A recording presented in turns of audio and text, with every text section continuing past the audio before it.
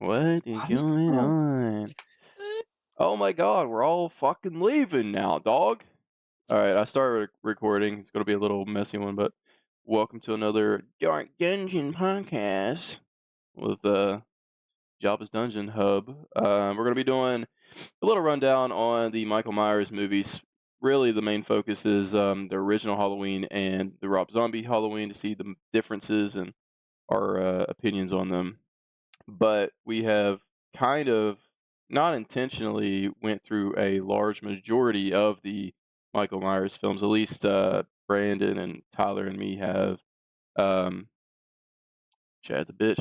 So I mean, just like, What can I say? hey, how would I love y'all him.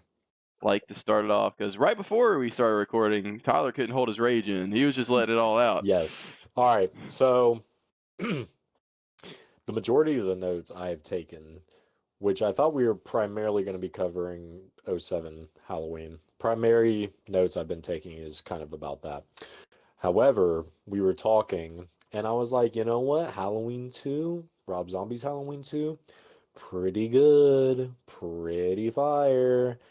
And then Tyler said, I've been gargling on the Weinstein cock, which I highly resent.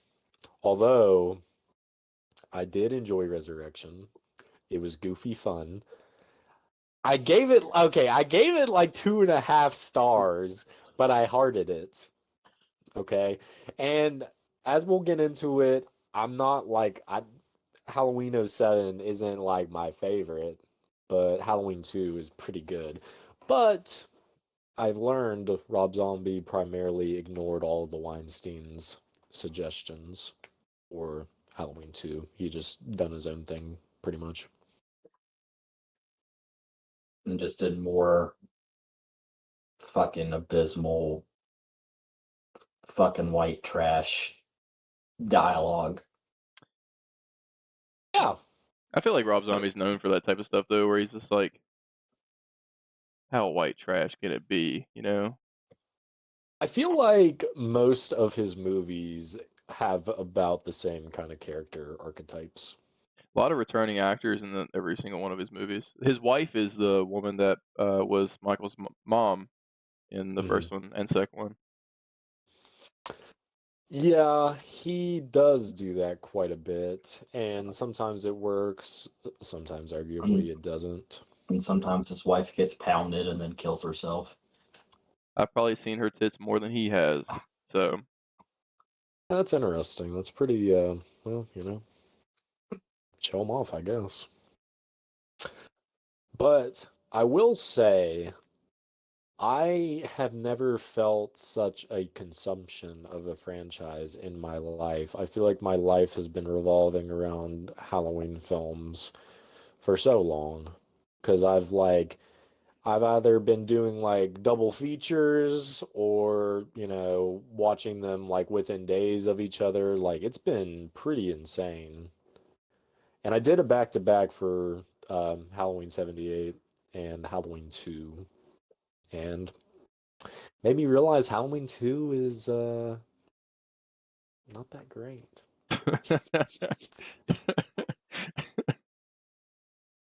If you're pairing it up with Halloween '78, which it's quite literally supposed to be the same night, if you're just looking at it in a franchise sake, it's just less than in every regard. However, fast forward like 30 years later, Rob Zombie's Halloween 2 improves upon everything in Halloween 2007. So, time is a flat circle. Good fucking night. I do love Dick. Obviously. I mean, I feel like he's a bit robotic in his movements, but I do like his look.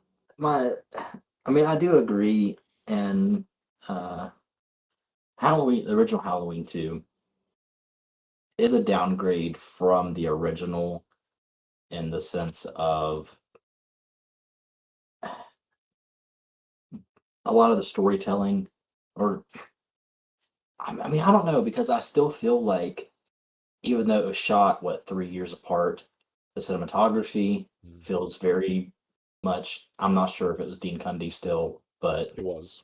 okay. So it has the same, cinematography. We switched up the music. It has a lot of that 80s synth going on. How do you feel about that? I love it Okay. personally. 'Cause I think it just adds to like the 80s sleaze horror kind of soundtrack. And usually when I think of like 80s horror movies, I think of the synth kind of music tones. So I like that. We get Dick Warlock, of course. And for the most part, I do like him, but I agree on the how robotic he feels, especially towards the end of the movie, like in the hospital. He does really just feel like he is a walking robot. But at least in the first half of the movie, like whenever we get the first shot of him, like lurking around the house before he goes in to grab the knife, when he literally, what does he like? Literally, like he's hunched down, he pops up and stabs the one girl at the beginning. Yeah.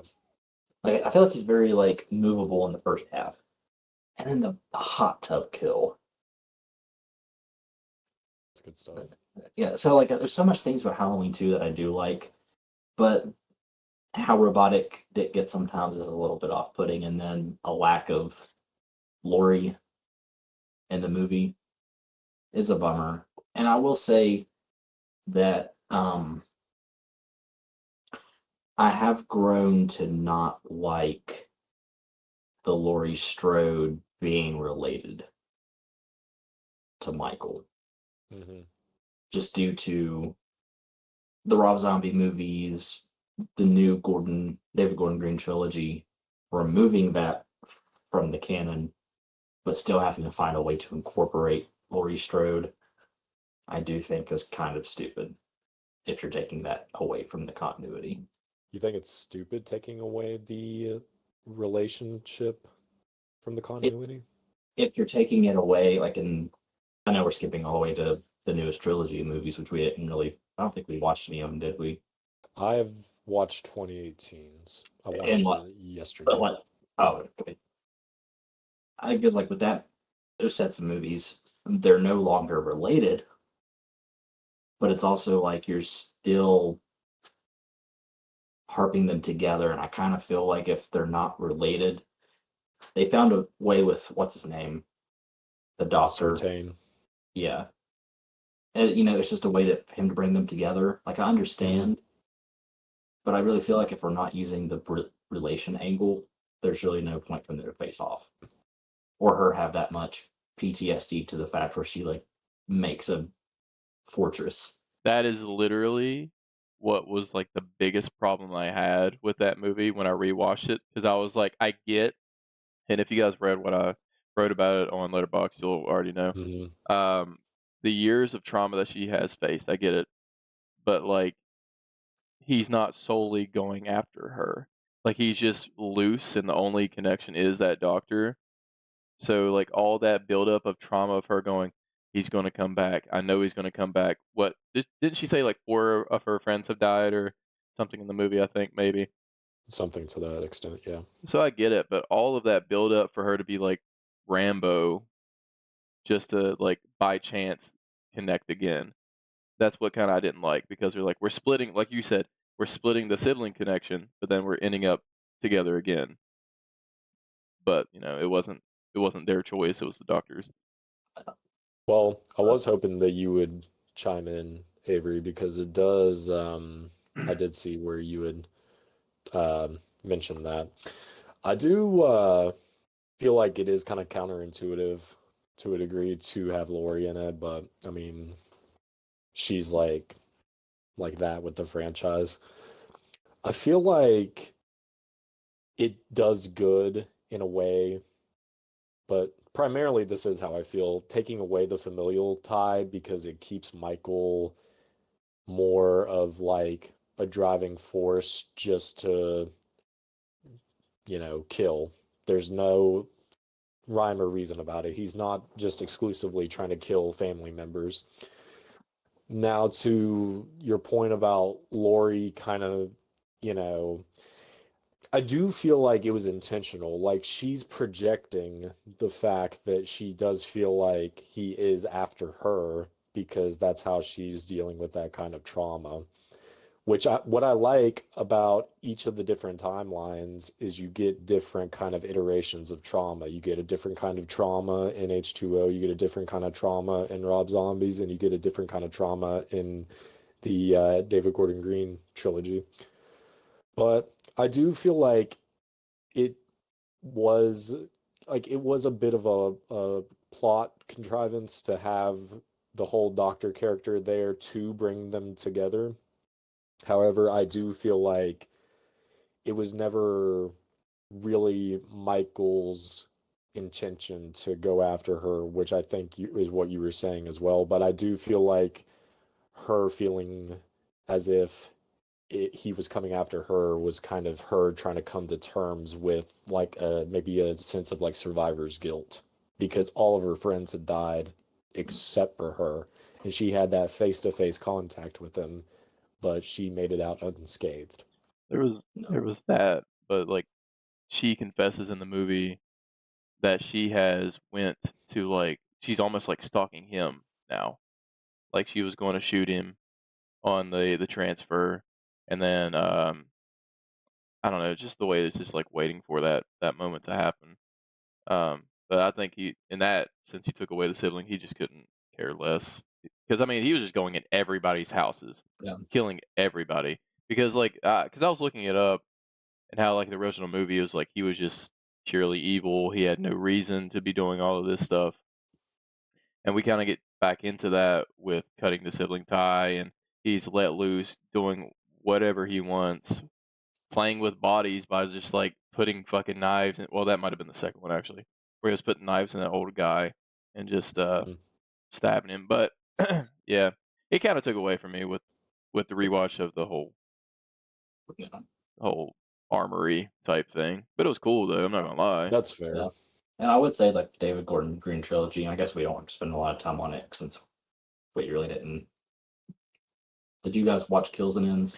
So On I the list? watched the 2018, and then I had watched I think I got halfway through the second one because I planned to watch them before we did the podcast, just to have like more knowledge in the back of my head. But I have no knowledge of like the later half of the second film and the third one, just like Yeah. little things. So this has been such a long time, and I wanted to get the feel for it. And turns out this time around, I like the second one more than I like the first one so far. So That seems like a pretty consistent notion with people. I haven't seen Kills since it came out in theaters, and I've never seen Ends. oh, really? Okay. Well, Yeah. fuck. I just with like the newest trilogy, I think what I do like, I mean, obviously the movies, I feel like kind of all bounce around in my ranking with like the franchise, regardless. But I do like with the newest set where it does return Michael to just being pure evil, and he just kills just to kill, like in the original movie. If you look at when they shot the original movie, it's just a guy in a mask on Halloween night killing babysitters. That's all you need. And I do feel like sometimes when you try to add more lore, it obviously from these other movies, it can either bring them down or it can bring them probably not up. But Most of the time, bringing them down. yeah, if you add too much explanation, it kind of ruins the mystique of the character. Which, I mean, whenever John Carpenter was writing for Halloween 2, he was going through writer's block, and he literally was just like, I'll just make them siblings. And that was the whole, you know, that was the whole, you know, start of that, was just trying to throw something out there. There's been a lot of Halloween films on this watch that I've been going through that I've never seen all the way through. I've never seen Halloween 5 all the way through. I had never seen 6. It had been a while since I saw Resurrection all the way through. and I had never seen Rob Zombie's Halloween 2. Resurrection wasn't terrible. I mean, I Thank you. kind of I liked it. Like, it was goofy as fuck, but I It's liked it. goofy. It was I just feel kind of like a silly I watch. feel like the first 15 minutes, if you took that out, it With would Lori, be yes, it would be. I don't know if it'd be a lot better, but it'd be a little less I'm disjointed. so fucking glad you said that, because I felt like I was gonna be a dick for saying that, because everybody loves like the Lori thing, but it felt so out of place that if you would have just took that and disconnected that completely and had it on its own, it would have felt so much better. Honestly, it just would have felt like, oh, you're fucking ending up accidentally meeting Michael, and not this whole like, let's connect the last movie previously. No mention Wait. of her son. Also, Which I wish I would have got to watch those, but I skipped H2 and Resurrection to get to the Rob Zombie one before we did this. But that's one thing with H2O is very much a mixed bag, more so on the negative for me. But I have always loved the end when I'm going to say Michael for the sense of when the movie was probably shot. It's supposed to be Michael reaching out to her, and then she just fucking whops his head off. mm, That's a perfect ending. It's abrupt, boom. It's an awesome ending. And then Resurrection's like, actually, Oh, she killed the wrong person. yeah. And then now she's in a mental ward, and he throws her out of a window or something, and she dies. dude, Kiss on the lips let for me some reason. fucking tell you how goofy it was that she got his legs with a little loop, slinging him off Like that that was like a fucking Wile E. thing. Coyote Yes, trap. I was like, how the fuck did she manage that? He perfectly stepped in the right spot for his leg to be. Yeah, after that happened, I was like, there's no shot this movie's gonna be any better than that. But it's just so stupid. Buster Rhymes is like aura farming throughout the entire movie. Mm. He's like a decent actor, but not like the best. But he's just like, he's pretty good. Trick or treat. Dude, the fucking him doing like the ninja moves and shit. I was like, at that point, I was like, I like it. Fuck it. You know, it's funny. Especially whenever Michael like threw him across the room and he was Mhm. like flying back. Like that was so stupid. But good. Also, what I remember with Resurrection is I do like the way Michael looks. Yes, and it should not be that way. He should not look better in Resurrection than he did in fucking H2O, but he does. And he doesn't look like amazing in Resurrection, but he looks much better in Resurrection than he does in H2O. Yeah, That's another thing that was amazing on like these rewatches is just seeing the absolute dips Mhm. and peaks, which weren't very many, but dips and dips and dips of his design. like It was insane. from my memory, the Resurrection mask I think would be really nice if it didn't have so much of the artificial shadowing. I think on the mask in It, Resurrection, it makes it 'cause look kind of scary movie type thing. Not to cut you off. oh, you're good. But then like the H2O mask just, and also the way Michael carries himself in H2O, I feel is Yeah. very not Michael. Bro, he looks so short when he's coming down like the alley and going after Lori. It just felt like his body language was not Michael at all. Yeah, and like when he drops down from like the ceiling Yeah. or whatever. Listen, bro, But I the love monkey it. grip. I love it, dude. That chimp grip where he's just like, he does it twice in 2 movies. I He didn't know that. does, He does. I was like, no shot. He done it in H2O, and he's like, oh, I gotta bust these out That's- in Resurrection. Dude, it's so dude, if that was his like main move of doing shit, bro, Descends from the ceiling like That's fucking some Batman. scary shit. You see that motherfucker come down with one arm.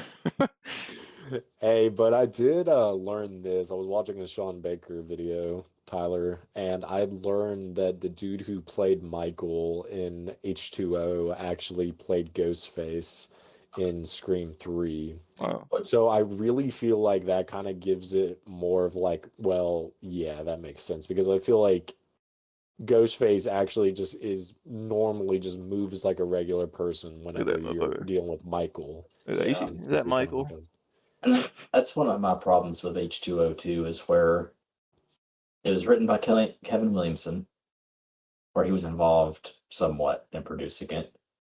It was right after Scream, right? So it was 98, so I can't Okay. remember when Scream 2 96 or 97 was the for first the OG, Scream. yeah. So it was kind of like it come off the heels of Halloween 6. And so slashers were coming back onto the rise. So I feel like with H2O, it very much followed the Screamish vibe where it's not super gory. It's very fast paced. Kind of It's more also focused on like the teen drama. mhm. It's not set in Halloween in Haddonfield. It's in hmm summertime California. That was another part that like I've never been able to enjoy with the movie. It's just not being in a classic fall atmosphere. I like the setting, but it doesn't ever really feel like, I mean, like just about any other Halloween movie feels more like it's taking place in a like Halloween setting other than that, really. Yeah. And they had also, I just remember this, they had used some music that they had used in Scream for Halloween too. Like Hmm. some of that like orchestral stuff, which just always sounds out of place for Halloween. Just like big sweeping orchestral numbers. At least with Lori and H2O, I feel like that's a much more reasonable and realistic way to deal with the events. Because, like, if you look at the H2O timeline, she went through the events of the original movie and Halloween 2. Yeah. And she's still not as crazy as Lori is in the David Gordon Green trilogy, where the only event that happened was the original movie. So I do like Jamie Lee Curtis in H2O. That's one positive point.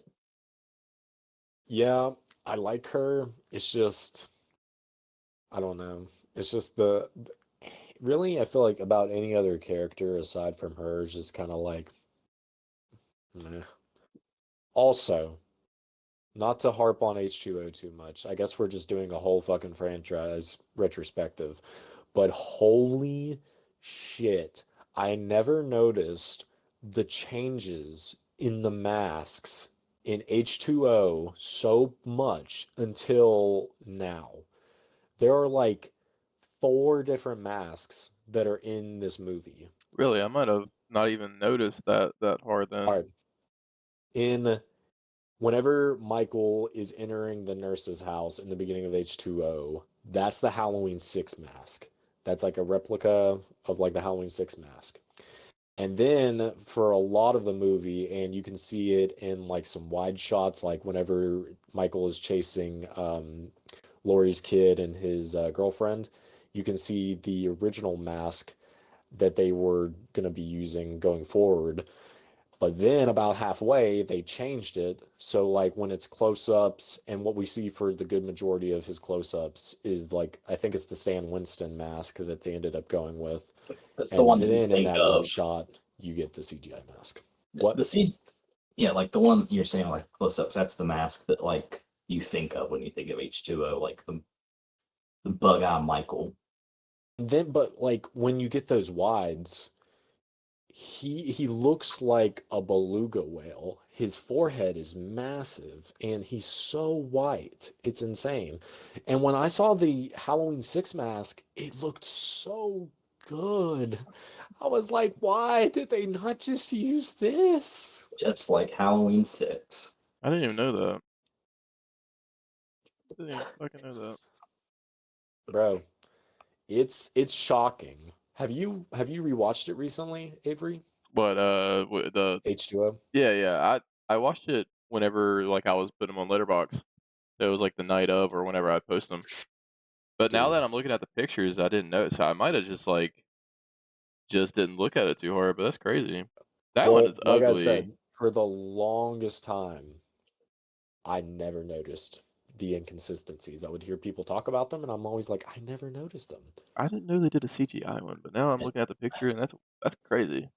Watching Halloween 4 and whenever it does the switch up, and all of a sudden he's got the pink blonde mask. Shocking. I'm like just sitting there watching it, and all of a sudden it's just.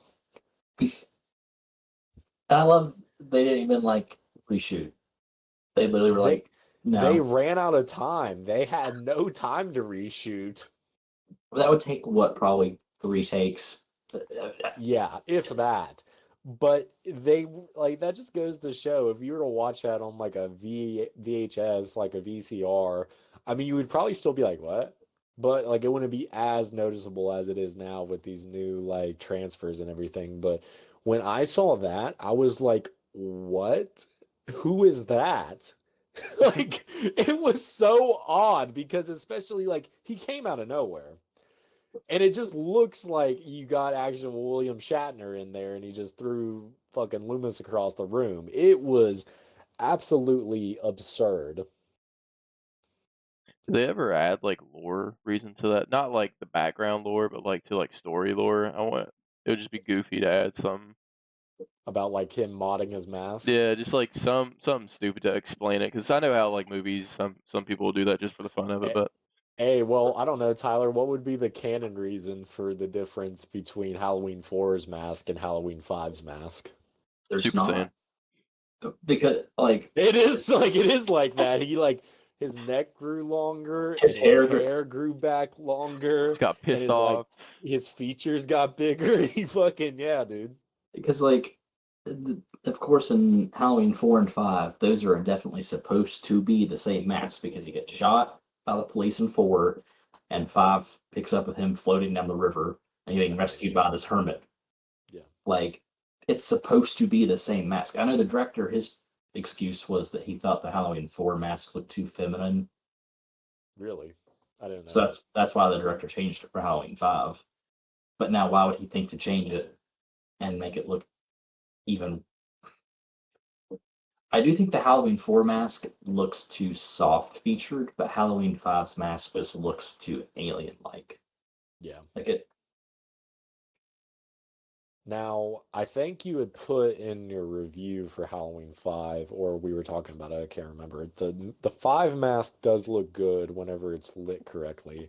But for the longest time I hated on 4's mask. But there were like a couple of shots when it's like lit correctly, it doesn't look as bad. But whenever they shoot him like they do most of the time, and it's just like a fucking like beam of headlights going in his face, and like you said, it's just too soft. It just looks like a dollar store mask. Yeah, which I mean, technically, and the scene in like the drugstore when Michael picks it up, like it is supposed to just be like a cheap whatever mask. But like, Yeah. I feel like the only shot in 4 off the top of my head that's even somewhat scary is like the shots of Jamie's like bedroom and like the thunder I think crashes and you see like Michael's mask. But I other think than a that, few of the ones when he's like pursuing her on the roof, her and Rachel, I think kind of turned out good. But it's crazy how on the poster of 4, they essentially have like the OG mask, but then you're fucking clickbaited into that. yeah, and like the Halloween 4 mask is supposed to be a recast of the Captain Kirk mask, but just not made correctly. It doesn't. It just looks Like the very odd.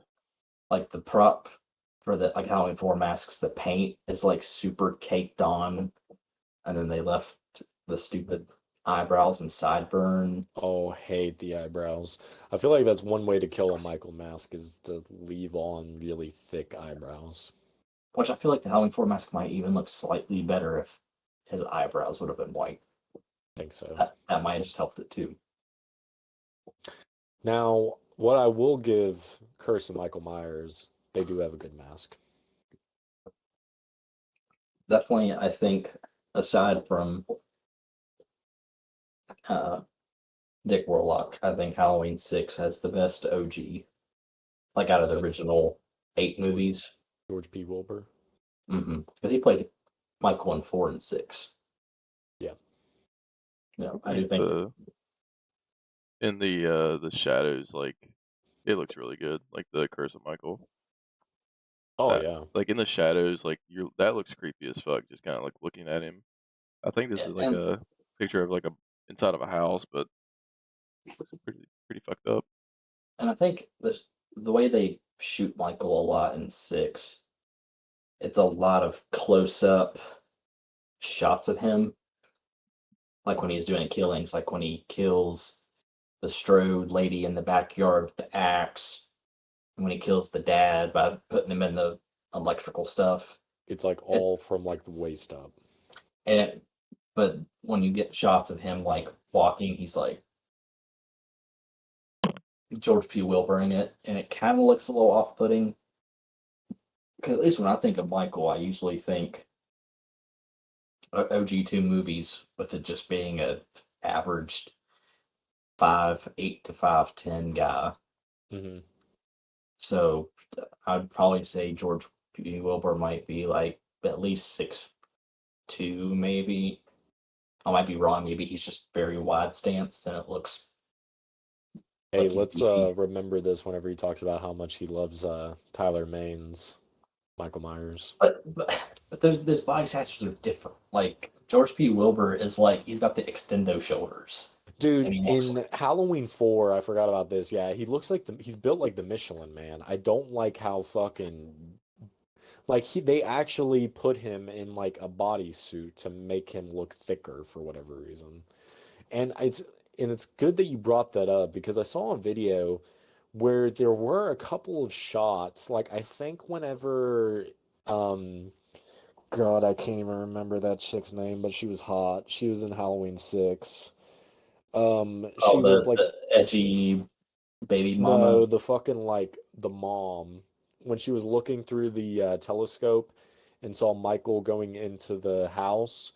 I'm pretty sure that was played by a different actor than George P. Wilbur. Like there were a couple of like shots that were needing to be filled in where it was a different actor playing Michael. So you do actually see like physical changes and like George being bigger and this guy being kind of like a more slender built Michael. Hell yeah. I just feel like it's always for me gonna be just comparison to Nick Castle. Just the way he moved, it was just so effortless. I mean, he just legit it just seemed like he glided across the screen. He was so good. And it's just insane because when you ask him about it, I mean, you see in interviews, he just fucking just seems like he has no thought about it. He just did it. I just walk slowly. Yeah, not move your shoulders or nothing. It's so like it's really just stupid because you see a lot of these actors, go really hard into it, and it just you can tell it's not like a genuine kind of performance. Yeah, like I feel like James Jude Courtney is the closest He's good, to man. Nick Castle, and He's I so just good. I wish he just wasn't as tall as he is Yeah. because obviously, but like I can look past it just because I feel like he has the closest movement to Nick Castle. Whenever you got the little like walkthrough bit when he was fully suited up and it was Halloween night and he was wandering into houses and it was like meant to kind of look like that long take, that got me hard.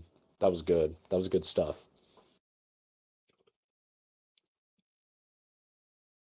Now, after kind of jumping around to the new David Gordon Green trilogy, we talked majority about the original Halloween run. Really, what we were aiming to talk about was Rob Zombie's Halloween duology, specifically Halloween 2007. Ew. Chad, this is your first watch of it, isn't it? Correct. Did you enjoy it? So where I watched the original Halloween and then I had Halloween 2 pretty much back to back, just so that way I can have some sort of reference to, because I've never seen the first one, the 78 Halloween. Mhm. Um, I enjoyed some parts of the Rob Zombie movie, but not a lot of it. I didn't like the first half with, telling his backstory. Some parts I was like, okay, like how he beat the kid in the woods or whatever. That's cool. Whatever. But I Yeah, didn't it's like it child death. was I did favorite part of the movie. Um I just didn't like the whole, like y'all have been talking about, like the white trash kind of family, and here's the reason, and oh my god, like he's killing animals and they found it at school, and I didn't think we needed all that, and if they wanted to do that, it should have been done differently. He shouldn't have talked either. I don't like how he talked in the beginning. Okay. So to reel it back in a bit, when you all, Tyler and Avery, when you all were kids, did you all have any like experience with this movie? Like, do you remember it coming out or anything like that? Growing up, I had a weird fixation on Michael Myers. So I remember my grandfather like showing me the 78 movie on DVD on DVD, and I didn't know what it was. So it kind of like spiraled on to watching all like the Goofy movies and whatnot, and then Rob Zombie had this one coming out, and I'm pretty sure my mom did not want me to watch it, but I did anyway, and it did kind of like scare me in a way because how brutal it was, you But know. you were a kid too. Yeah, so it kind yeah, I remember it like briefly. Not I didn't see like the trailers and all that. It was just more of like Mm, initially coming out, and I was like, oh, Michael Myers, and yeah. I remember like it was rented from Blockbuster or something like that, and I was a kid, and it fucking terrified me. it was Just scary. how big that fucking Michael is and his mask, just fucking scary shit, For, especially at for that age. for better or worse, I do think that like our generation, when we think of Michael Myers from our childhood, we do picture Rob Zombie's interpretation. And I do think that is nice because Tyler Maine's like performance, especially in the first movie, he is very intimidating. He's very scary, and I do like his design once he's in his Yeah, full coveralls and his mask. I do really like the Rob Zombie mask. yeah. So I will say, I feel like for our generation, that is a very scary Michael. We grew up with these old slashers turning into very big, brutal slashers because even like around that time, what was it, 2009? We had to not to steer off too much. We had Jason, and he was bulking, dude. I mean, he Hmm. was like huge, just like him. Can't really say that about Freddy, but Michael, I do remember like being younger, and I was like, dude, this guy is massive and very, very scary. Because I mean, like you would see people walking around like streets on Halloween, and they were dressed up as Michael, but you never saw somebody like that. Like, Hmm. so that's very frightening, especially with how the mask was like older and deteriorating, and Hmm. what he'd do. For whatever reason, when I was younger, though, I remember like him beating up the kid in the woods, and that would always make me feel uncomfortable. I don't know why. I, I mean, I do feel like this movie it does aim to push the uncomfortableness because I mean the movie opens up and it's just the family's sitting there and the dad is basically saying, "You good for nothing bitch, you don't make my fucking eggs right. Your daughter has a really nice fucking ass, I and will you're crawl over there and skull fuck the shit out of you while the like," baby is crying in the background. Insanity. and I'm just sitting there and I'm watching it this time, especially, and I'm just like I was getting like turned off from the movie just with that opening, and you're still like, okay, well, I'm going to go through it, and like Michael, he's killing animals, and of course he kills the kid, and like when he goes to kill Judith, like it's still weird because she thinks it's supposed to be her man's, and that's just like a really weird, awkward scene. Yeah, he was like Yeah, he's touching like her leg. touching her leg. I didn't Yeah, understand that really. Like, I guess like he didn't really get hugged or so. I don't know. Like maybe it's just like not affectionate in some way. But his mom seemed like she was on his side for the most part. I do feel like to a degree, which I'm glad you brought that up, Tyler, because that was like my first point. we've never seen a Halloween movie open up like that, where you're just thrusted into just this like crazy environment. I mean, the closest you get to like a family to this degree is like in Halloween 6 with that dysfunctional family, but this is even that plus tenfold. But I do feel like one of the detriments to Rob Zombie is he does kind of like push the envelope in ways that is just for kind of like a shock value sake. I mean, I do think that like the first scene being that breakfast scene is to kind of thrust you as the viewer into what this is going to be like, where it's going to be kind of just like a full frontal assault. I do think that the kid getting beat to death with the stick in the woods, I mean, I felt like that was kind of longer than it could have, went on longer than it really should have. I mean, he could have killed him a different way. It just kind of seemed like it was just like, glorifying kind of the violence on it, which I mean, it's a fucking Halloween movie, but I mean, just speaking from the sense of you're sacrificing a lot of the nuance and the suspense for just more of this spectacle that you're getting, which I mean, just to that degree, when Avery said, I didn't really understand that with him touching the sister's leg. I mean, I really don't even think fucking Rob Zombie probably knew whenever he was doing it. He was just like, oh, it'll be fucking weird. Yeah, it'd If be he a weird touches thing her too. leg. Which I mean, it did make me uncomfy, but literally, what is there the reasoning behind it? Because if anything, he would just be, resentful of her because, she would always pick on him. And like you said, I mean, it really was just the mom that was on his side. Yeah. Yeah.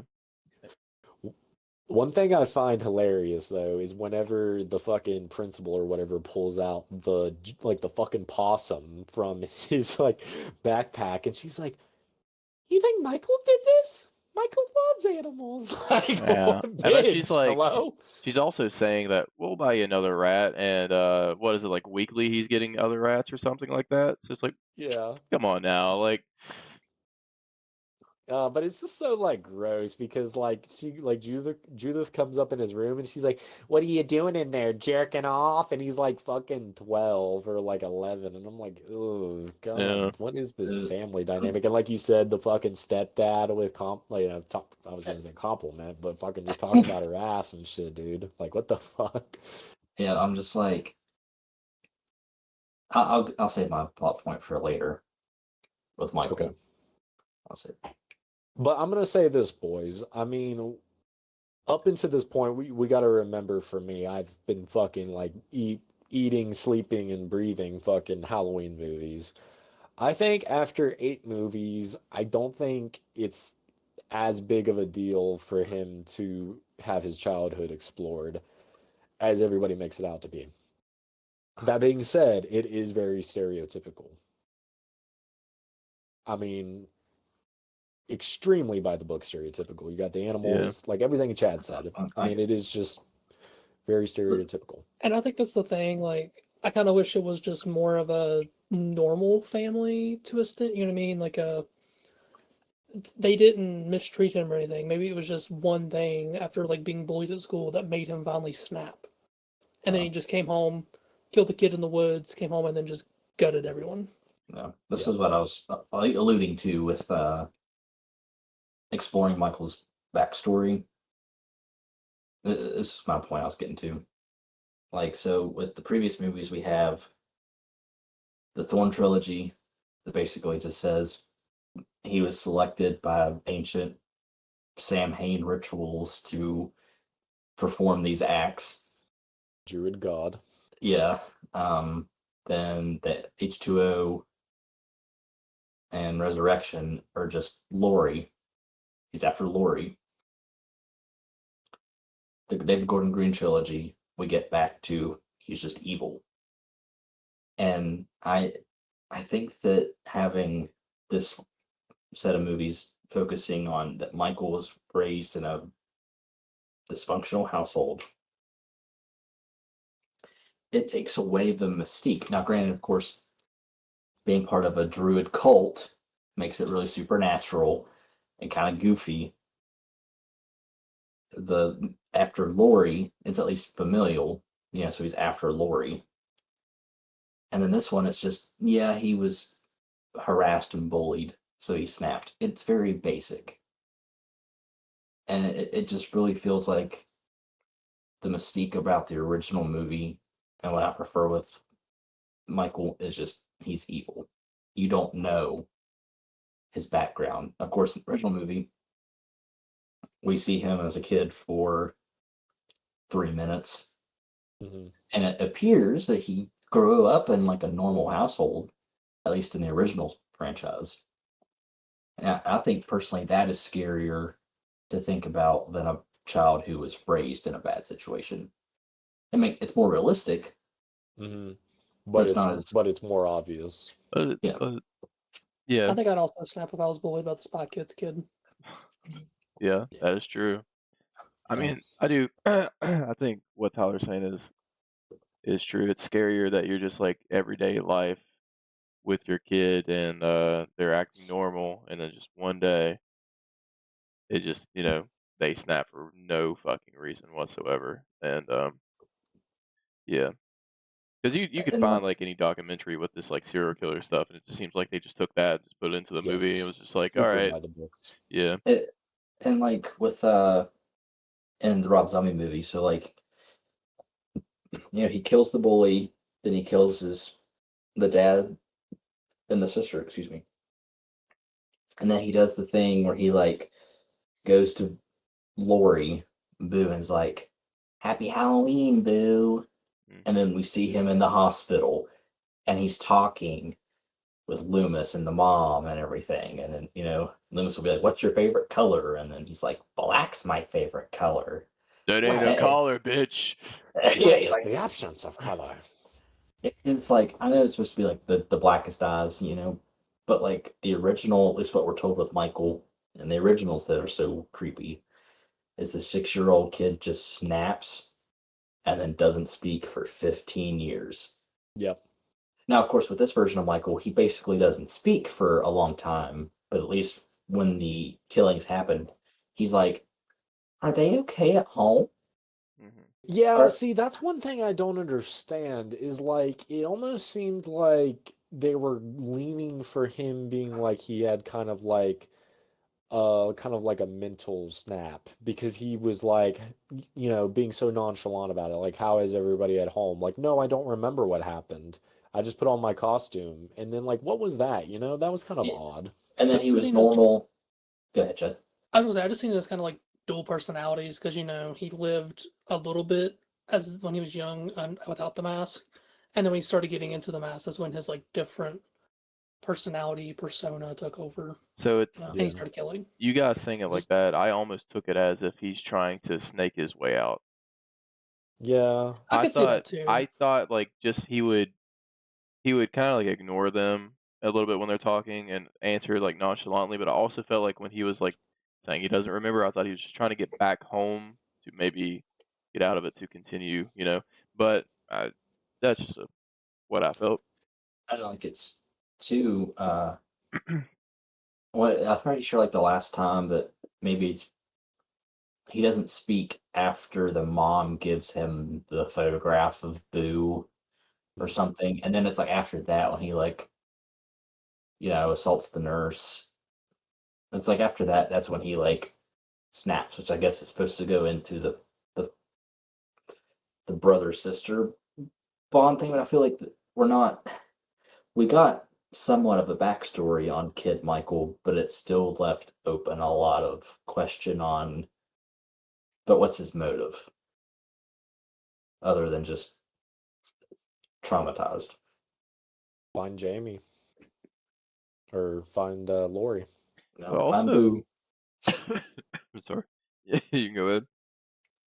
Well, I was just kind of thinking this before we kind of move on from the first half, but just even with like the little bits that they shot for like the other scenes in Halloween 2 that they put into like the TV version of the OG Halloween, I just never really needed to see Michael and Loomis in these like therapy sessions. I never really ever needed to see that.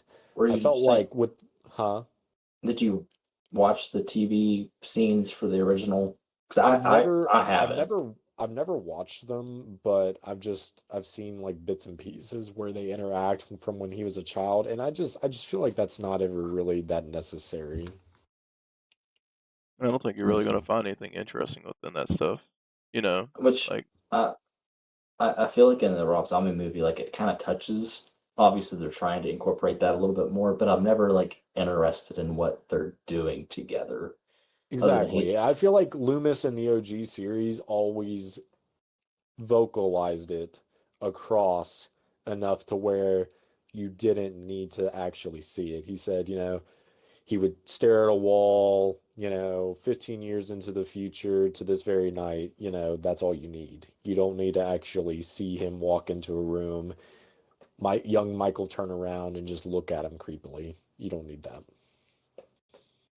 I will say, like, one little factor I did like in Rob Zombie's movie is when to fast forward just a little bit, when he's in his cell as an adult, I liked seeing all the masks that he made. That was cool. I like that. I always have liked that because it just all the time that he's been there, he's been making masks, so like new faces almost to him. I always liked that for some odd reason. I just thought it was cool. Did we need the sex scene in there though? Like that's my big thing. Like, Are Which you one? talking like when the prison guards were like trying to like sexually assault that woman? yes, when they walk in and like all the masks are in there, and it's just yeah, it was absolutely needed, right, guys? Like I could tell. We needed to see that. Gratefully, I was sacrificed and I didn't watch that version. I just watched the theatrical version. So I did I was too, Ben. spared. So I didn't see that. Isn't that so gross though? Like, why would they do that? It was literally just like two guys, and they're like, "We got us a good one. Like, we're going to go, do stuff with her." And they take her down there, and just pretty much throw her on the bed, and we're like teasing Michael. what And in then the Joker 2? Wow. Okay, so did Michael kill the chick that almost got like raped, or did he let her live? We'll never know. I can't remember. I'm thinking she Fucking lived. Christ, I'm really curious because like I've heard people talk about the different cuts, and I was just so grateful that I didn't have to watch that. So I remember when I watched the movie originally years back, I watched this version that Chad watched. Because isn't there also a scene with the nurse? So like when Michael attacks her when he's a kid, she says something to provoke him Yes, instead of she and said this something like, "I wouldn't wear that ugly mask" or something like that, or "You look hideous with it on," or because in something the like that. because in the theatrical it's just he just attacks her.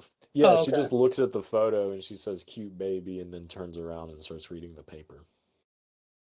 Yeah, no, she says like that the mask is horrible or hideous or That's interesting why are you because covering up? Yeah, and then he just snaps. yeah, because in the theatrical, it just seems like he just does it to do it.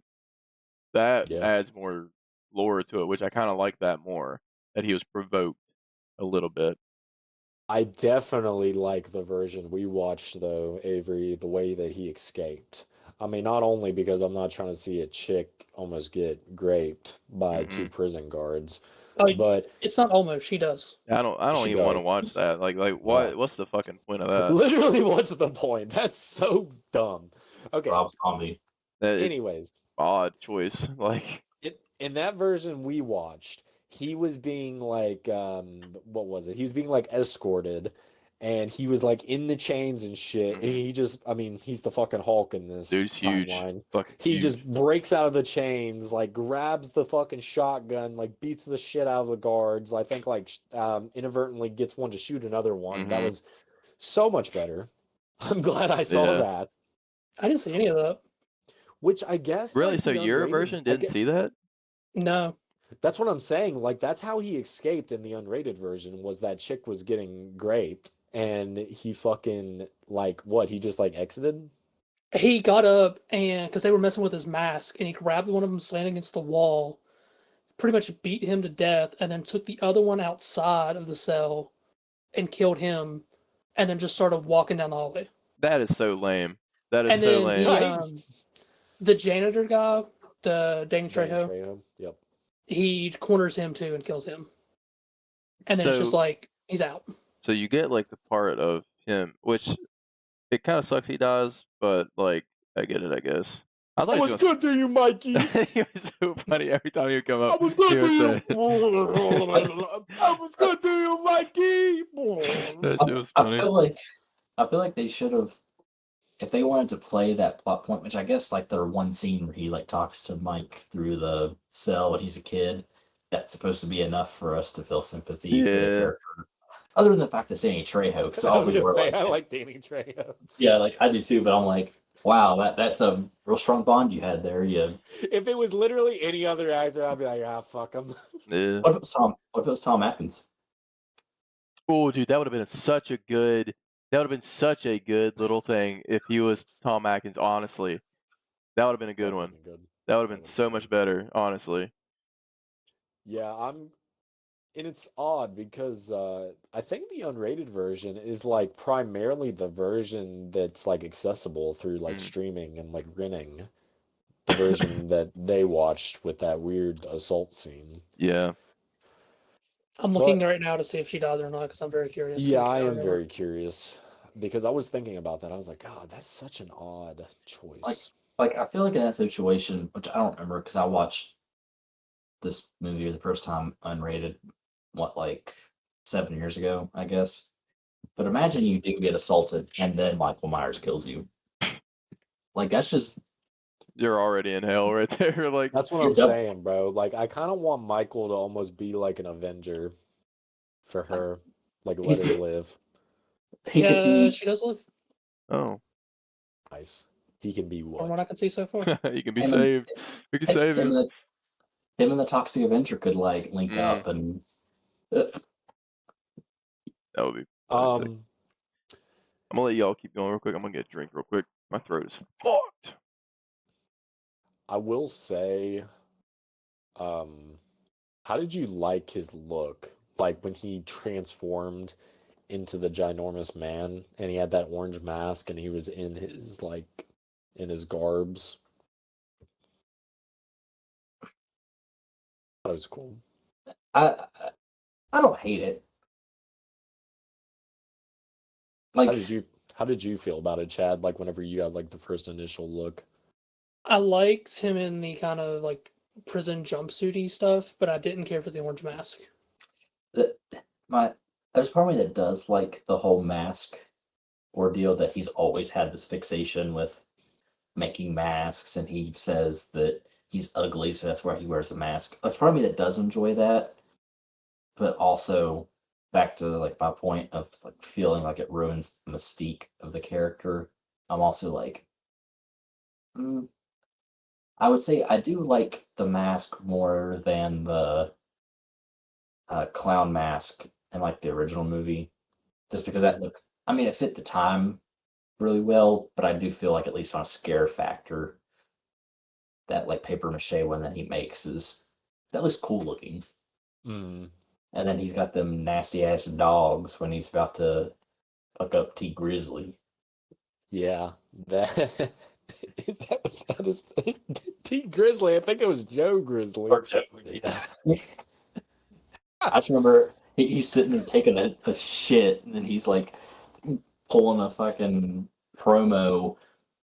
He's on fucking Monday Night Raw, and he's about to call out the Undertaker. Or sorry, on SmackDown, he's about to call out the Undertaker.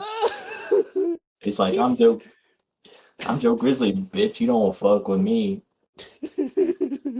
He's sitting on the pot on this dirty ass toilet, this dirty ass truck stop toilet, fucking popped open a porno, and is just taking a fucking dump.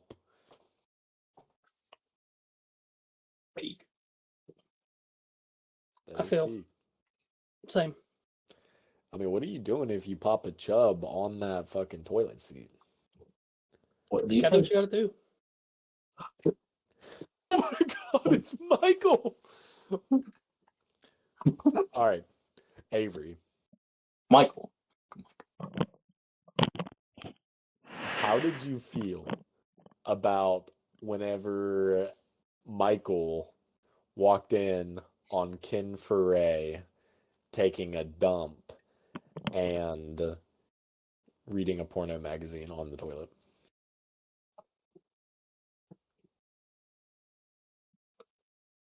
He's just gonna go. Was that the in the truck stop guy? Yes. I liked him.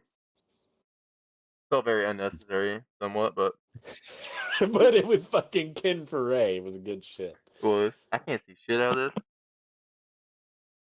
It's like that scene from Django. Let me pull my skin back, bro. I can't see shit out of this thing. I did love the shot of whenever he walked up to the bathroom stall and all you did get to see was his busted ass toes. Yeah, muddy ass shit. Stepped in that mud, bro. That's how he got his jumpsuit.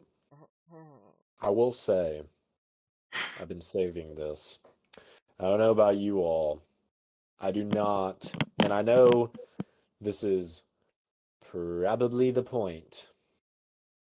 I do not like this universe's Loomis at all. What was it?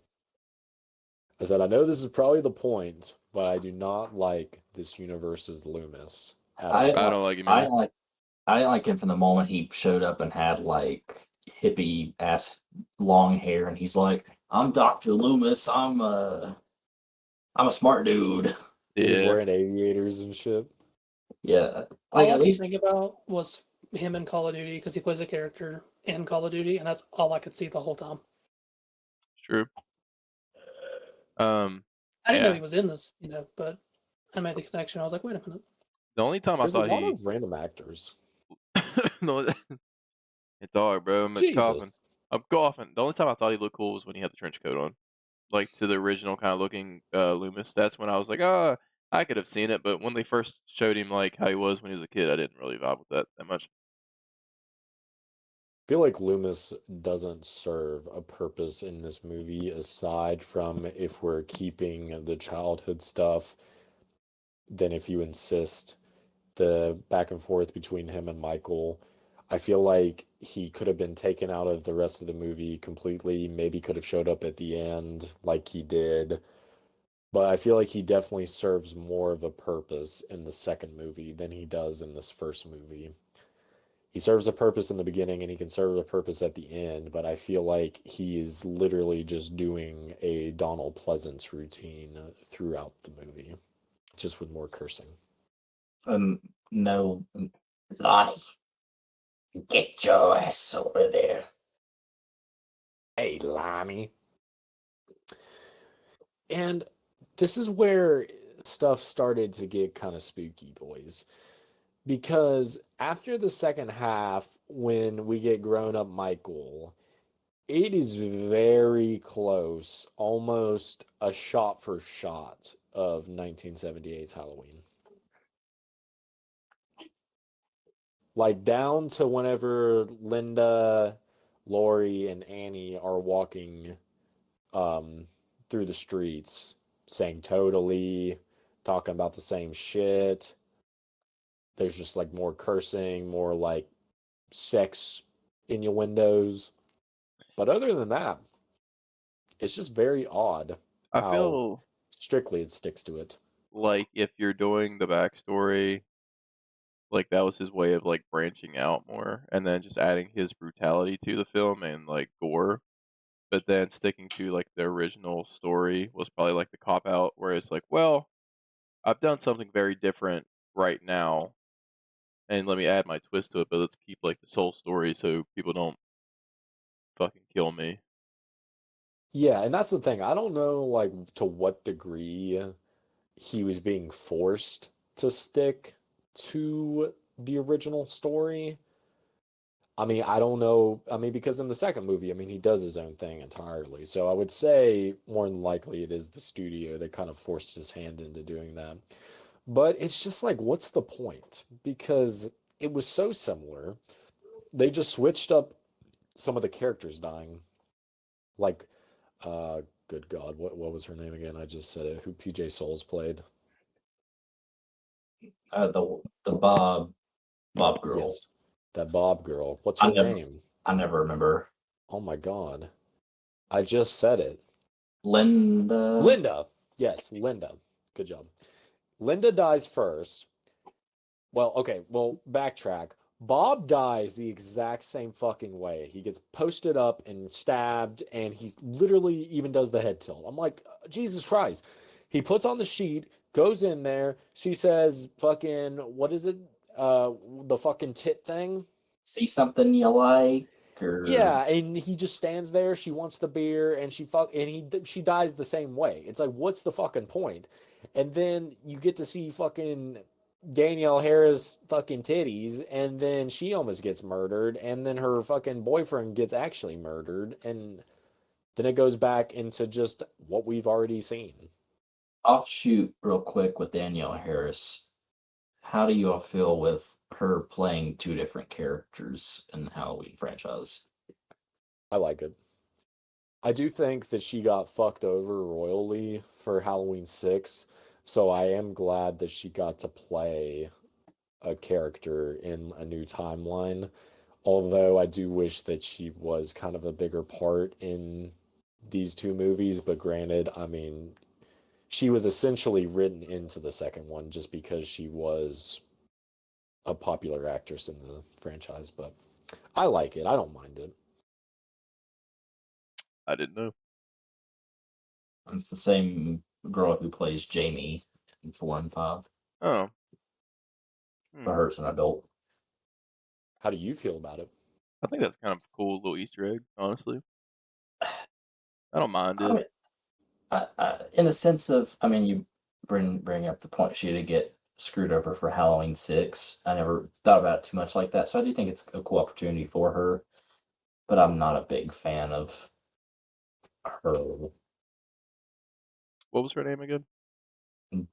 Danielle Harris. You're not a big fan of her, or just the idea of her having a different role? Oh, Her. I didn't even know that was her, bro.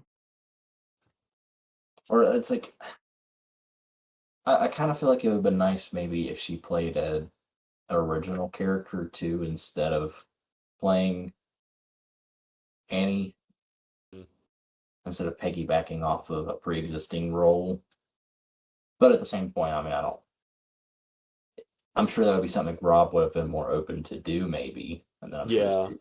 I mean, granted, I see what you're saying, but her character as Annie is nothing like Jamie, and it is more like how Annie was, the kind of cynical friend. Mhm. But to preface what I was saying, I don't know if you know this, but for Halloween 6, do you know the story about how she tried to get her role? I mean, I just assumed that they didn't. I remember when I listened to her on that one, Walks from the crib. I just remember that it did not work out for her, and that's why they ended up having the time jump with the other girl or something, right? So there was a time jump. They wanted an actress that was older. And at that time, she would have been 17. So she wouldn't have been able to sign off for herself because she was an adult. She got herself emancipated to where she would be able to sign for herself to be in the film. She worked to get emancipated, got it done, and then they lowballed her for her role, like lower than she got when she was a kid. So she was like, fuck it. No, I'm not doing it. So I think it's good for her. I like her in the Rob Zombie movies. Her fucking podcast is kind of like nails on a chalkboard, but regardless, And we should have her on. big question. How not to cut you off, how do you guys like, even Chad, do you like the OG looking Michael Myers, or do you like the Rob Zombie Michael Myers? Okay, so I was just about to say that as well.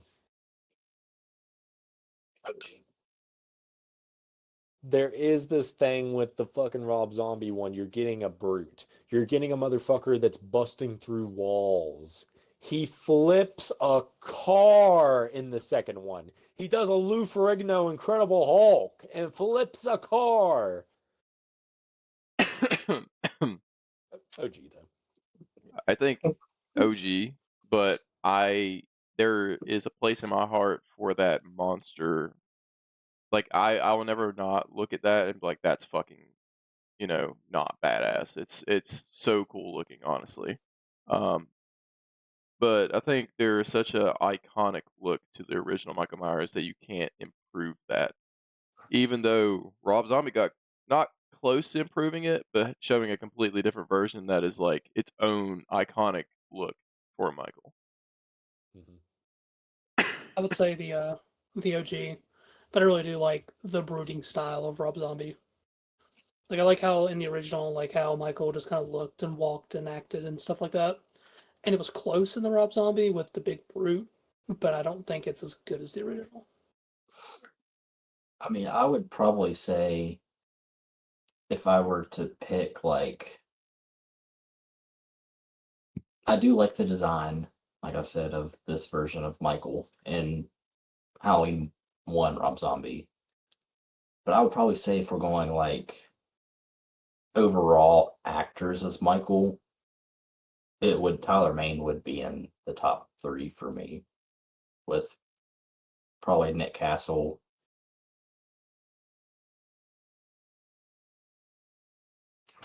James Hugh Courtney. Yes, James Okay, Hugh I Courtney. didn't know if you were like gonna pull someone else. George P. Wilbur, obviously. Of course. Yeah. No, Nick Castle, James Hugh Courtney, and Tyler Mane. Chris Duran, the guy who played him in H2O. Cinema.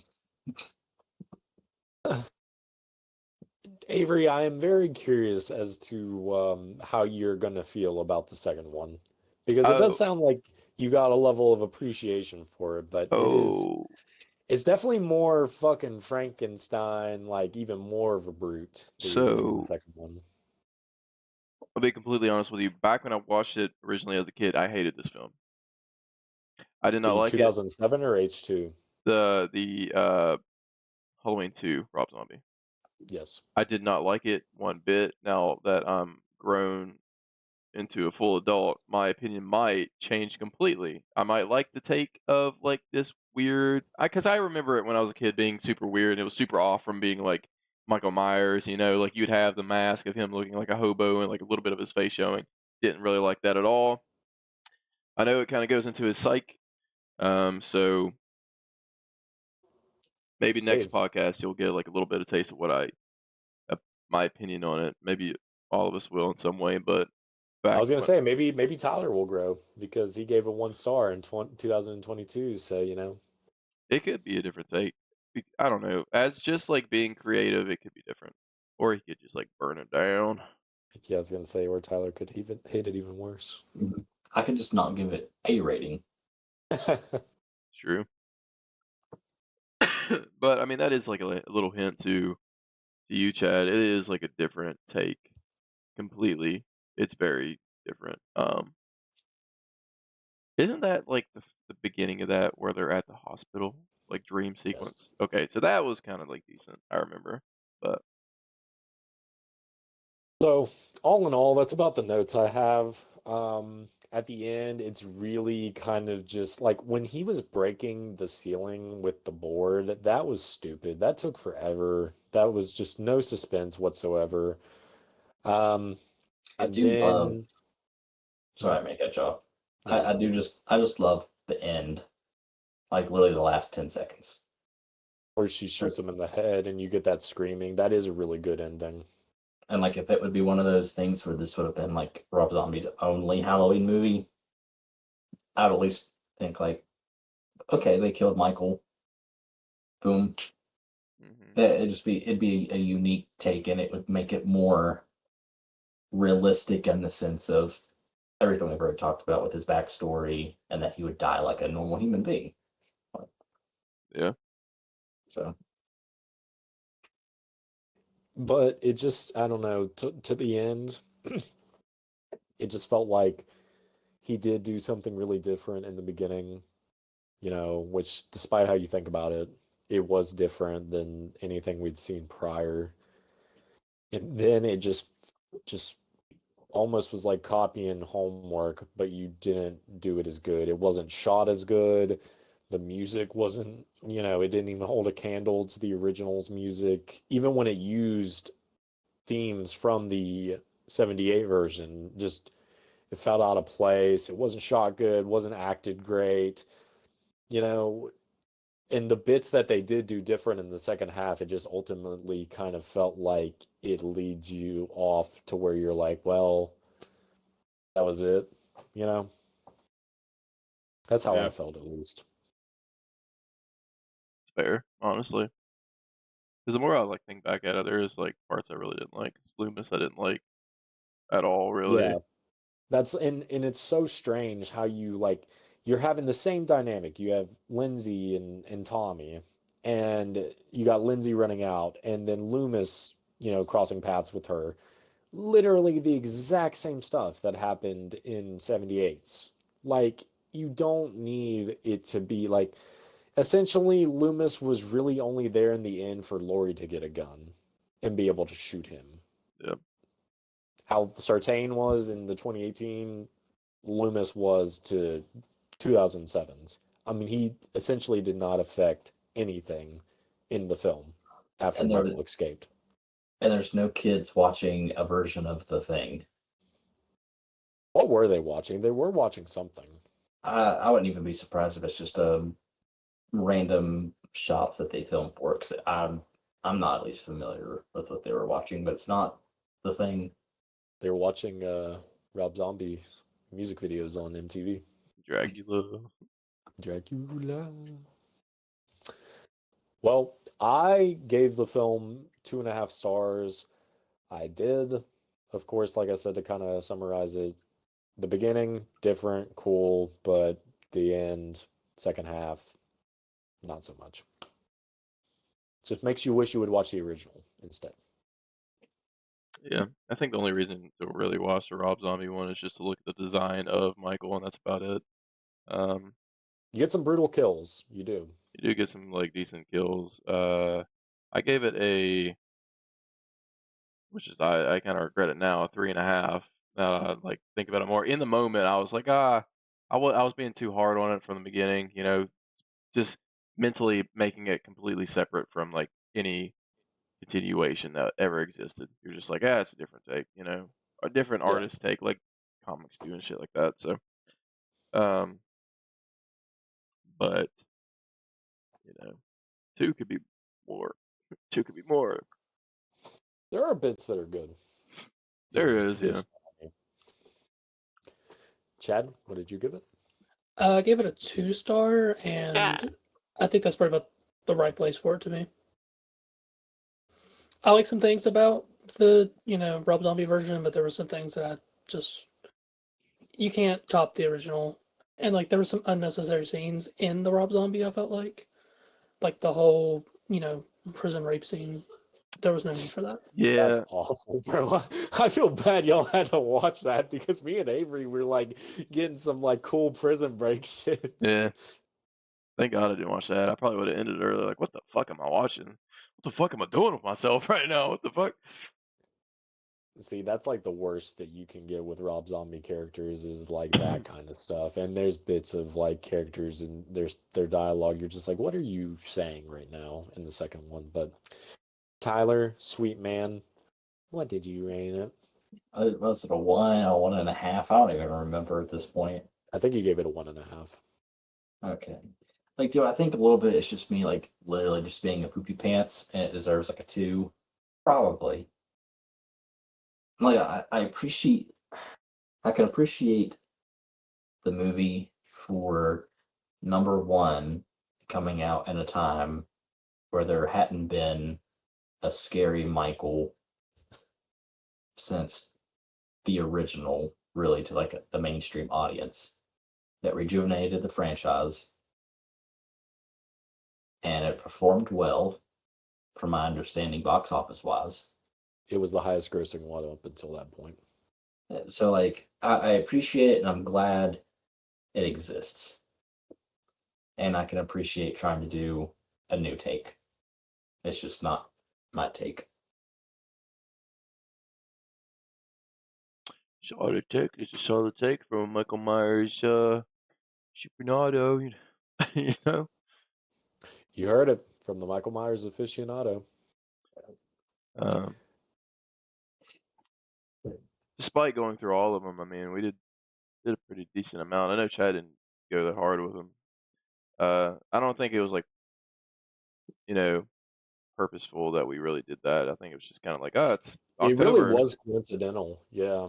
Which I haven't, again, like I said, there's so many of those that I haven't watched, so it was cool. I'm knocking the franchise off of my bucket list, which I still need to do for like some of the nightmare films as well. I would love to do a run of nightmare films for this. Like, we just like watch a bunch of them, talk about it on the podcast, because there's just so many of them that are so stupid and goofy. They're just Yes. bad. I mean, Yes. Tyler, you should dress up in your Dick Warlock fit, and I'll dress up in my Nick Castle fit, and we can meet up and touch dicks. Well, you want to know what the bad thing about that? no dicks. No dick. What happened? I sold it Damn. to get up. What you say?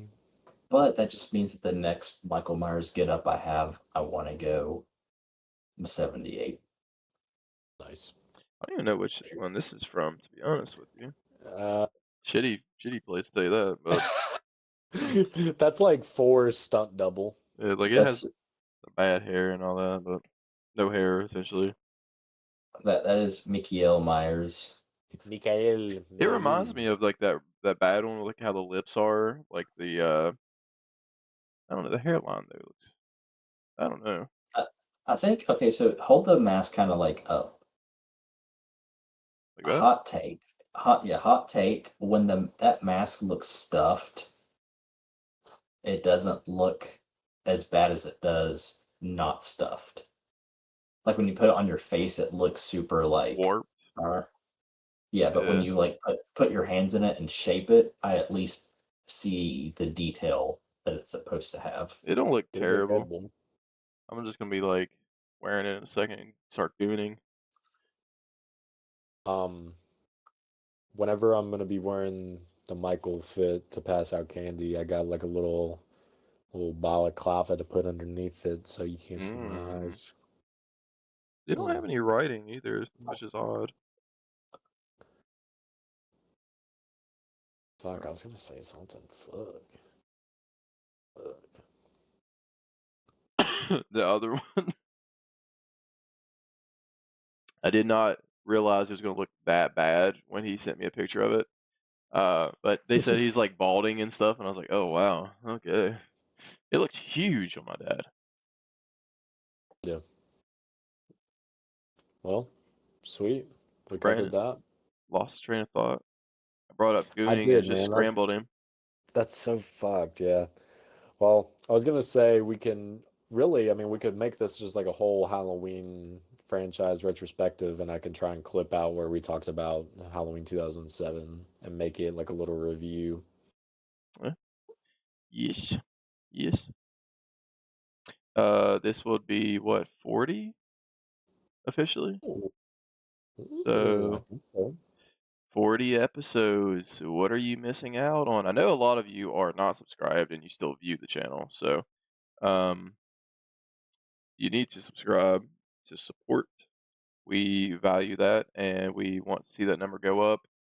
To reiterate what we've said before, the podcast is going to be every 2 weeks to give us more of a gap so we can watch these movies. I mean, look at the content we just provided today with going through all Halloweens, essentially almost, without even like intentionally going for that. We just got in the mood for it. Except for Chad. But I did a couple, you know. But no, every 2 weeks, and we got content coming out, you know. I feel like somewhat almost this channel, viewers don't like just the statistics of it. They don't really like the gaming aspect too much. When we do peak, they do. But like other stuff, it doesn't seem like there's much traction there. So if you like gaming, you can still come here and see it. But lots of content. The viewers could always let us know what they Yeah. want to see. More movie stuff, more us doing more videos together of different types of things. I mean, we do the podcast every 2 weeks, but, like, if you wanna see, like I know we're dabbling with, like, trailer reactions. That one did pretty good when we watched the Wolverine one and, um, whatnot. So, comment. Maybe more TikTok videos we need to do. I think a small one, if we could try to aim to do next week, maybe we could do like a ranking of all the Halloween films. That would be a good Include one. That would be cool. like do like a little short tier ranking. That would be fun. Chad would have I to need get his game on. We'll see. We'll see. See how much time oh I got god. this week. Oh god. I do need to watch Halloween 3. I think that's gonna be the coup de grace at the end of this franchise. And I was telling I'd messaged in the group chat, but Hayden, me and her were watching a Sean Clark video, and he was talking about Halloween 3, and he showed like a little clip from when that lady got shot in the mouth with the laser from the back of one of those pins that were on the mask, and she was like, "What is this?" I was like, it's good. Trust me. There's a man in there that has sex with a woman, half his age. It's very good." Lays pipe everywhere he goes. You should have asked him when you met him, Tyler. How much pipe did you actually lay during these should've. movies? Did you fuck? Oh, he's definitely a lover boy. Oh, dude, you can Like tell. like we're talking to him and like, he sees Michaela's there behind me and he's like, "Now who's this lady?" And Oh, I'm like, snap. "Oh." He was scared. starting to riz, and I'm like, "Oh, it's my fiance." He's like, "Oh, how long have you been together?" And we're like, "Oh, 5 years." And he went, "Oh, that's nothing." Oh. The And he Agnes went, cock is coming out. Yeah, Yeah, he said just because you got a gully doesn't mean you can't skull. yeah, he's like, "Yeah, I just he's talking about his son, and I guess he just married his son and his wife after they've been together for like 16 years Wow. or something. Jesus. Yeah, Is Tom Atkins married? he had a ring on, so and the man's like 89, so He's a legend. Buddy's pushing it. I felt so bad for him at one point because it's like when Chad and I originally went to his booth, uh, him and Tommy Lee Wallace were at the Halloween 3 panel, and we didn't know, so we like walked away and came back like 5 minutes later, and there was a whole line of people ready for him. And this man is short. I think he's 5'7", and now that he's like old and hunched, he's probably like 5'5". And like he comes up, and this man has probably like an iPhone 8. I say And he older. maybe it could have been iPhone 6 for all like.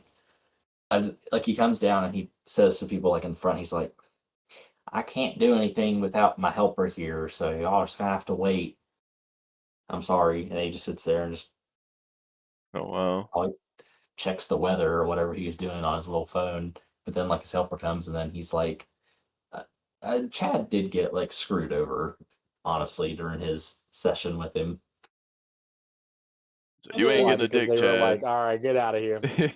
Well, so like he would do like these like 3 to 5 minute conversations with like everyone that was coming up there and just be like, "Where are you from? How's it going?" Just talk about anything. And so like I get up there and I start talking to him, and he's signing my thing, and these workers come out of nowhere, and they were like, "Hey, like we're getting refreshments," and like he signed it, took the picture with me, and then went back behind the thing and then started talking to the workers, which I get, but like they were trying to like push me along kind of. Oh, wow. Yes, the worker. So I just felt kind of rushed, like, but I didn't, I still got a second track at the meeting. It was still cool. Yeah, because Chad was in front of me in the line, and like one of the convention workers, he comes up and he like says, he like nudges in between me and goes. He also had something, I forget if it was a Funko Pop or what it was, but it was something for him to sign. And he's like, "I already met him earlier. I'm just wanting to get this signed. Can I cut in front of you too?" And like he was also getting them stuff because the workers come to check on the convention, celebrities, see if they need anything, blah blah blah. So I did kind of feel bad because like I noticed Chad's interaction went like super quick, and then he spent like 5 minutes with me and Michaela, and she's like spilling her drink in front of him too, like on the floor. And I'm thinking this old man's gonna like slip and fall. Tyler's the one that takes out Tom Atkins. Holy shit. Oh my god. Dude, too, like, so like obviously I was getting Brandon's autograph when I was getting mine, and so like he notices I have two 8x10s in front of me, and he's like, "So I'm assuming one's for you. Are you making your lady over here get her separate autograph? Because if so, I don't think y'all are gonna last." That's funny. And Wow. I'm like, "Oh no, it's for our friend that he couldn't come." He went, "What's his name?" And I'm like, "Brandon," and then he's just, yeah, he signs it, but he's probably like, Scalper. her name's not Brand. Like, who the fuck's named Brandon that wants a like that's a really minute community of people I have to be selling it to. Brandon from Ray. Oh, Whoa, don't dox me, oh, dude. You don't even know where I live. I didn't give you the Addy. 1 second. oh. Which, All right, everybody, thank you for watching. I gotta go. Brandon. I feel like if you're gonna scalp, I feel like you're gonna like buy something like new, like fresh, clean condition. Which if you all have like a, I guess 5 minutes, I can rant about my negative experience. Oh, yeah. Yeah. Yes. Um, so as we're there at Scarefest, after we're like perusing through the celebrity booths, we're just kind of like zigzagging through. I noticed that one of the booths, and I really wish I picked up their name. And I went back on like the Scarefest layout map that they have, and in that area, I can't find like other than just a generic booth name that would be like blah blah blah collectibles, but there's no social media link.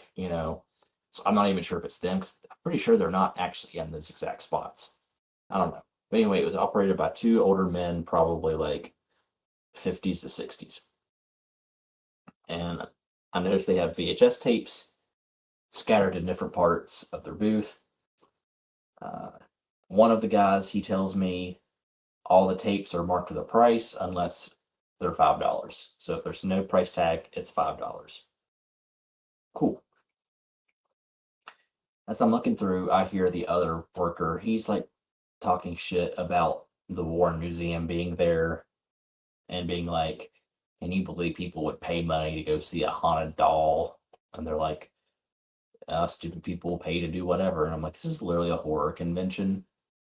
Like, we're here to spend money to meet people who put on makeup and kill other people. Like, whatever." And so I'm cruising through, and I did notice they had some tapes for a decent price compared to online, but I was still like, oh, I'm going to hold off on buying them in case I find better deals at other booths. But I noticed that there is Hellraiser 1 on VHS in a pretty dinged up box. It's like got a lot of shelf wear, but it's not ripped, there's nothing missing on it. It's just dinged up. I'm like, okay, for $5, I'll take the original Hellraiser. I pick it up. I walk up to one of the guys working the booth, and I said, "Do you guys take cash or card?" And he says, "Cash or Venmo." And I was like, "Okay." So I go and I set the tape down to pull out my phone, and he says, "It'll be $20." I went, the other worker here told me that if tapes aren't marked, they're $5. And this man proceeds to say, "Well, since Clive Barker's here, I figured I might as well charge a little bit more." And I said, no, thank you. Never mind." And I go to like put the tape back. And he's like, "Hold on, hold on, hold on. How about this? For $20, I'll throw in a pinhead sticker." And I said, "No, I'm fine." And just walk off. And I'm like You didn't want a heated. sticker? You want a little sticker, little boy? It's I a don't, sticker for free. yeah. And so, I really wish I would have taken down their name or something. but I didn't purchase anything. If somehow this gets around to people at Scarefest, they're a booth that was close to the closest line to where the celebrities were and the information booth for like Scarefest TV. I believe it was Al 500 is how they had it listed. Oh yeah, I think so if that's familiar to someone, screw Live those guys. scalpers. We'll clip this because that is shitty. That is shitty. Oh, I figured since he was here, and you got the wear on the box, like it's not like a pristine box or anything. And like the original Hellraiser, I'm pretty sure this copy might have been from like a 2-pack too. I'm pretty sure. And like the original Hellraiser movie doesn't go for a ton of money on VHS. Like you might get like $10 max plus shipping, which granted that might end up close to 20, but if you find it in a lot, a bunch of other tapes, it's really not worth that much. So I would have been perfectly happy spending the $5. And it's not like a huge purchase that, I got screwed over with, but it was the point of you have it marked, or technically you didn't have it marked, but you tell me what the price is and then you change it. Just because he's there, like, just Which- assuming you're going to get a sign or something. Yeah, which in this situation, you also had, for example, one tape I did think about picking up was an original pressing of Nightmare on Elm Street Part 2 on VHS. I know, yeah, 2. And it's in like the original Freddy's Revenge, like poster art on the VHS. And that one goes for like 30-ish, I would say, on eBay, give or take. They had it marked for 20. Not horrible. I did think about it, but I went, still, I'm going to pass in case that's just something else I want. Well, in theory, if I would have picked up that, would they have charged me like 40 to 60 just because Robert Englund's there? Probably. I mean, they're probably thinking about that stuff in the back of their head. They're like, well, we can really fuck these people over, or we can get some type of good money out of this just because we have some people that are connected to these films. I mean, obviously that one already had that plan in the back of his head, and it's really shitty, honestly. But Which, where they're operated by 2 people at that booth, I do think that second guy that I dealt with was just trying to capitalize on the other things. I've noticed that the other dude kind of looked a little bit like taken aback, So I do think it was just that guy was just trying to pull a fast one on me. yeah, it definitely sounds like that. Like they probably were on the same page of, oh, just $5 for this thing, and then two Maybe different just thought agendas. about him. Yeah, and I mean, I think you were kind of, whenever you were first telling us about it, I mean, if you're a vendor at a con, you are going to make bank, odds are. So if you're like trying to, essentially scalp you out of buying one tape, whenever if you get a good deal on that one tape and you walk back later and you see another one, you're like, you know what, maybe I'll grab another one. But you're left with a bad taste in your mouth because you were essentially lied to. Yep. And it was a $5 transaction, but imagine how it would have went to a booth where I was going to originally buy something, let's say one of those like 1/6 scale figures that some vendors had, with like the Michael Myers 1/6 scale figures that retail for like 120 or higher, marked at like $70 to $80. What if I would have went up to them though and then say, you know what, actually, since I just feel like it, I'm going to change the price. That's a huge that's a huge sale, like compared to a $5 transaction. You just screw them over. So I don't know. Like the other experience I had before that, the item wasn't marked, and I would say that the price he gave me is a fair price compared to the market for what I was asking about. But still, I hate the idea of not putting a price on something because that just means that they're going to try to haggle. Mm-hmm. And it's crazy So, to me that he thought it was going to be better by going, you want a sticker with that? Like, bro, you could have been like anything like 2 for 20 or something. Like, come on now. yeah, if he would have said grab another one that's not marked, so it's $5, I mean, still that technically It you'd would be be kind of cheating, off, but yeah. but I would still at least be like 2 for $20. It's $10 a piece, not atrocious, but Yeah. Something in like the good quality, like good offer value to kind of make it I'll go to give that. you But I'll give you a sticker, bro. I'll give you a like lollipop, little like boy. like I totally like he was banking on someone who'd be a big Hellraiser fan, see that and go, I'd rather him sign this beat up copy of a VHS tape Yeah, yeah. than to sign a nice crispy 8x10 photograph or a poster. Which granted, I heard Doug Bradley's an asshole. Like I Uh, kept seeing bad things about him, Tom Savini, and not bad things about Kane Hodder, but saw a lot of people say, so Kane Hodder, he fell and he like his face was all dinged up at the con. What? Yeah. that So I heard day. people say like the day prior to Oh, like we went on Friday. Like I saw pictures of people like during their meet and greets and he had like a bandage on his head. So I saw Kane Hodder wasn't as friendly as he normally is. But oh, I mean, if you're like hurt and injured and you're an old man, like I get yeah. He it. fell at the con No, he fell prior, prior.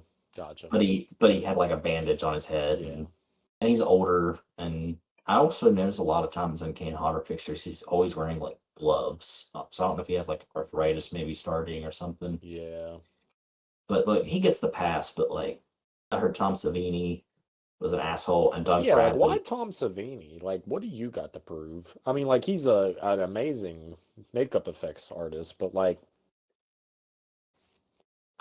Yeah, like I heard that, and then Doug Bradley was the kind that just kind of like you handed him the thing and he would just sign it, not really acknowledge you, take a picture, and like it was no interaction with him. So Mm. wasn't he British? I believe he's British. There you go. Maybe it's just they're getting to the age where they're just like, why am I still doing this or something like that. But Maybe it's a stuck-up twat. but Tom Atkins is almost 90 and he takes the time out of his day to this old man literally would go, Oh man, you're gonna make me feel bad now. I was a Oh straight up no, Tom yeah, that's Atkins hater, sad. and now That's sad. full 360. I'm starting to love the dude. Fuck. like literally hobbled his way around the table. Like when I took a picture with Nick Castle last year, Nick Castle wouldn't get up. He just sat in his chair and he'd come up and like take a picture next to him. Deserved. Deserved. But Ain't I about to don't get know how into many it. times that Tom Atkins would get up and walk around the table. I'm like, he's got to be getting tired of going up and down. yeah, they should have let people just walk behind him and take a picture because I'm like, this old man's knees are probably going to give out any day. Yeah, if you're at that age, for sure. For sure. I think Well, you're about there, buddy. oh, I'm gonna fuck you. Next year you were saying like Evil Dead theme, so I'm honestly interested in doing that. I don't know how like I would feel about meeting one of these celebrities because I'm a very awkward dude. I mean, very very fucking awkward in person. So I would probably just be very cringy, but I think I might try to go next year if you guys go. Yeah, I mean they've not. Jabba's They don't dungeon trip. usually. Like this year was Nightmare on Elm Street focused, so I'm pretty sure like Robert England and Heather Langenkamp were like the first two celebrities they announced, and the flyer they're hanging out this year said next make it a groovy year. Mm-hmm. So I would at least assume maybe like Bruce Campbell, Definitely Bruce Campbell. maybe some of the other side actors from like the franchise. Uh, Sam Raimi would be pretty That dope. would be cool. I would love to get like a fucking Spider-Man pick. I'd come. Oh, So yeah, I'm down, especially if it's Evil Dead. Next year I definitely want to at least go for 2 days instead of just one. That's what I'll probably plan on doing, is going 2 days again. Or 2 days. be pretty cool. Pretty cool to do. How much were the tickets to get in? Uh, $30, I think.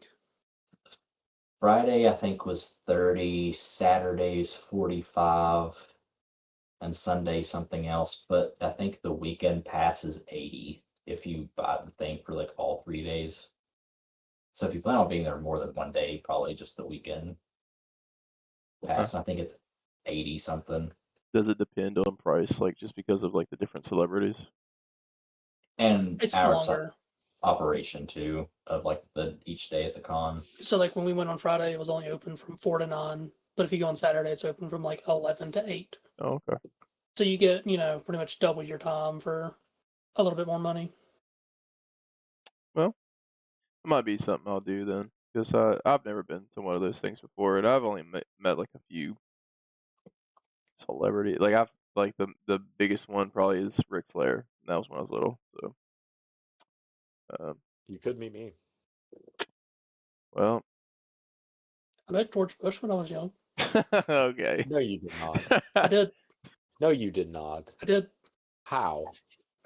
They were doing some parade down through Charleston, and he was here for some reason. And my dad was like, "Who's this?" And we pull off to the side of the road, and like you could walk up so far to like the limo, and he was just riding through there. Wow. And you met him? Like, did you talk to him? I mean, like he had his head out the window, but that's about it. I count that as a meet. Chad did 9/11. Like I did it. You know I did it. This was past 9/11. This was 2008. Hey, Seven. Bush! Oh my god. Holy shit. Wow. All right. I think that's C'est La Vie.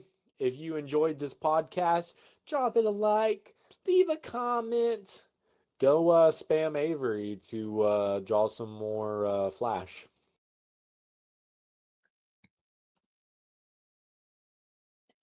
I'll be lacking, bro. I'll be lacking. I'll be Yeah. jacking. Maybe go spam Brandon Ibuprofen. for some peak content.